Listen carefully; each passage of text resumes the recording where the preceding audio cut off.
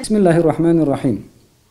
Elazığ Umut Kervanı olarak Kurban Bayramı'na hazırlık çalışmalarımıza başladık. Bugün muhtaç ailelerimizin bir kısmını derneğimizin kıyafet rayonunda giyindirerek onları sevindirdik. Umutları olduk. Tabi bunların tamamı siz hayırseverlerimizin vermiş olduğu bağışlarla sağlanıyor. Planladığımız çerçevede ilerlemeyi düşünüyoruz ve bu planlarımızın içerisinde de Kurban Bayramı'nın öncesinde muhtaç ailelerimizin evlerine, mutfaklarına gıdaları da ulaştırmak istiyoruz. Onları bayramda elbiseleriyle, ayakkabılarıyla çocuklarımızı sevindirmek istiyoruz. Bununla birlikte Kurban Bayramı'nda kurban eti ulaştırmayı da hedefliyoruz. İnşallah sizlerin vesilesiyle planladığımız bu çalışmaları siz hayırseverlerimizin desteğiyle yerine getirmeye muvaffak oluruz.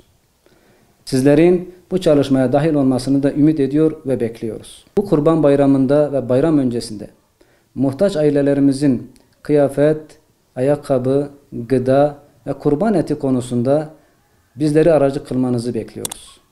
Şimdiden bayramınız mübarek olsun. Allah'a emanet olun.